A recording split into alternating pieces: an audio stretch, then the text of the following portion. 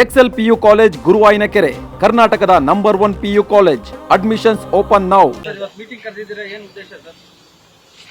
ಹಲವಾರು ಸಲ ಮೀಟಿಂಗ್ ಕರೀತಾನೆ ಇದ್ದೀವಿ. ಏನೇನು ಡೆವಲಪ್ಮೆಂಟ್ ಏನಾಗಿದೆ, ನಾವೇನೇನು ನಿರೀಕ್ಷೆ ಮಾಡಿದ್ದೀವಿ, ಎಷ್ಟು ನಿರೀಕ್ಷೆ ಮುಟ್ಟಿದ್ದೀರಿ, ಸಮಸ್ಯೆಗಳೇನು, ಇವನ್ನೆಲ್ಲವನ್ನು ಚರ್ಚೆ ಮಾಡ್ತೀವಿ. ಮೀಟಿಂಗ್ ಮುಗಿದ ಕೂಡಲೇ ಏನೇನು ವಿಷಯಗಳದ ನಿಮ್ಗೆಲ್ಲ ಹೇಳ್ತೀನಿ.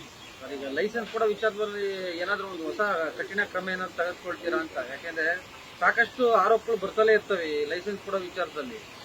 ಲೈಸೆನ್ಸ್ ಹಿಡ್ಕೊಂಡು ಎಲ್ಲವನ್ನೂ ಬದಲಾವಣೆ ತಂದಿದ್ದೀನಿ. ಅದೇ ನನಗೆ ಬಂದದ್ದು. ಲೈಸೆನ್ಸ್ 16 ಟೇಬಲ್ ಕೊಕ್ಕಿತ್ತು, ಈಗ ಬರೀ 7 ಟೇಬಲ್ ಕೊಡ್ತಾವೆ. ಏನೇನು ಬದಲಾವಣೆ ತಂದಿದ್ದೀವಿ ನಿಮ್ಗೆ ಕರೆದಿನಿ, ಅದೇ ಹೇಳಲಿಕ್ಕೇನೆ ಕರೆದಿದ್ದೀನಿ. ಬನ್ನಿ. ಪಾರದರ್ಶಕತೆ ಕಾಪಾಡ್ಕೊಳ್ಳೋ ನಿಟ್ಟಲ್ಲಿ ಹೊಸದಾಗಿ ಏನಾದ್ರು ಸಲಹೆ ಕೊಟ್ಟಿದ್ದೀರಾ ಸರ್? ನಾನೇನೇನು ಮಾಡಿದ್ದೀನಿ ಹೇಳ್ತೀನಿ, ನೀವ್ ಹೇಳಿದ್ದನ್ನು ಕೇಳ್ತೀನಿ. ಡಿಪಾರ್ಟ್ಮೆಂಟ್ಗಿಂತ ತಂದ್ರೆ ಅನುಕೂಲ ಆಕೈತೆ, ನೀವ್ ಹೇಳಿದ್ದನ್ನು ಕೇಳ್ತೀನಿ. ನಿಮ್ಮ ಹತ್ರ ಸಲಹೆ ಇದ್ರು ತಗೊಂಡು ಬನ್ನಿ. ಎಲ್ಲರೂ ಜೊತೆಗೂಡಿಸ್ಕೊಂಡು ಒಂದು ಒಳ್ಳೆ ಆಡಳಿತ ಕೊಡಬೇಕಾದದ್ದು ನನ್ನ ಧರ್ಮ. ನಾವಿಲ್ಲಿ ಬಂದದ್ದು ಅದಕ್ಕೆ, ಒಳ್ಳೆ ಆಡಳಿತ ಕೊಡಬೇಕಂತ. ಅದನ್ನ ನಾನು ರೆಡಿ ಇದ್ದೀನಿ. ನಿಮ್ಮ ಸಲಹೆನೂ ನಾನು ಸ್ವೀಕಾರ. ಡಿ.ಕೆ. ಶಿವಕುಮಾರ್ ಡೆಲ್ಲಿಗೆ ಹೋಗಿದ್ದಾರೆ. ಕದ್ದಿ ಮುಚ್ಚಿ ಏನ್ ಮಾತುಕತೆ ನಡೆದಿಲ್ಲ, ಹೈಕಮಾಂಡ್ ಸಮ್ಮುಖದಲ್ಲೇ ಮಾತುಕತೆ ಆಗಿದೆ ಅಧಿಕಾರ ಹಸ್ತಾಂತರ ವಿಚಾರದಲ್ಲಿ.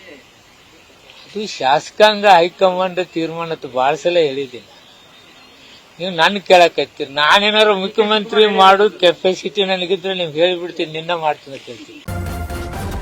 ನ್ಯೂಸ್ ಫಸ್ಟ್, ನಿರ್ಭೀತಿಯಿಂದ ನಿಮ್ಮ ಪರವಾಗಿ.